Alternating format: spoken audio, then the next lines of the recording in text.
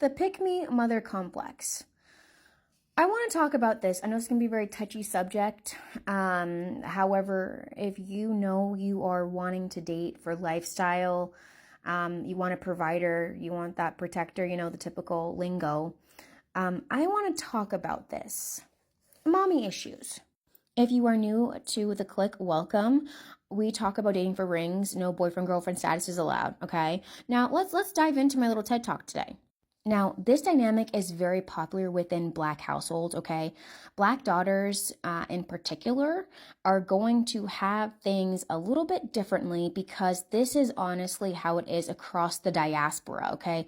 Caribbean parents, African parents, or Black American parents, okay? You're more likely to see this dynamic all the time. Now, do other races deal with this? Absolutely. But do their daughters come out on top somehow, some way? Yes, okay? Is it an unfair ratio? Yes, but I also feel like it's okay to talk about. Personally, being raised in an immigrant household, a Black immigrant household, it's going to be vastly different than my friends who were raised in an immigrant household that were Pakistani, okay? The outcome is just very different. Unfortunately, this is a very popular dynamic, and this is also why so many women have so many issues asking a man for things because of this parentification, which I will get to, okay? So, there's just something about a pick-me mother that has so much pride and ego that no matter what is going on in their personal life, they will make you believe that everything is going very, very well, okay? Here's the result. Rather they are 100% being the provider in the dynamic or they're being a stay-at-home mom, somehow the responsibility for the marriage working always falls on men somehow, okay?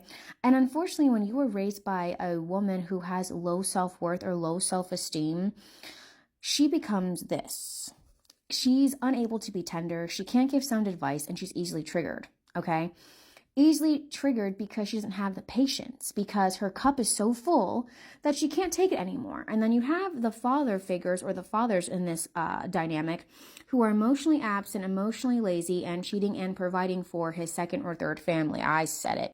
And as Frank Ocean would say, dream killer.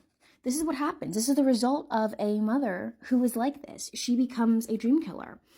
Anytime you talk or want to share good news, she can't take it. She'll act happy on the outside, but internally is dying because her putting up with all these struggles does not necessarily mean that she wants to see you do better. I know that sounds really hard and really triggering. However, just because on the outside they say, I want the best for you, does not necessarily mean their actions always line up, right? How many of you girls have shared great news? Oh, he did this for me. This guy did this for me. And they're smiling, but they're not really smiling on the inside, okay? Because at the end of the day, the reality is actually going to kick you in the face like a bunch of bricks, okay?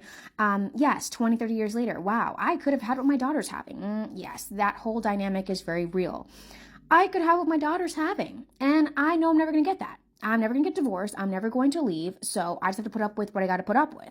And as a young child, okay, a lot of the consequence that we also deal with is this whole entire concept that you have to pretty much parent yourself because you have two emotionally unavailable people. You have one person who's working like a horse, and you have the other one who's also might be working like a horse or might be doing nothing.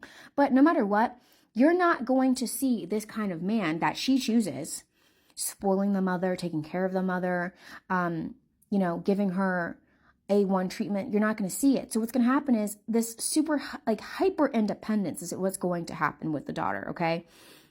Rather she's the eldest, rather she's a middle kid, rather she's the youngest. It's hyper independence. Or she becomes nice girl coded, okay? Or she becomes super, super mean, which then sabotages the chance to attract a provider and a protector. You must be aware of how your childhood and your upbringing does affect you and your ability to attract men that can take care of you.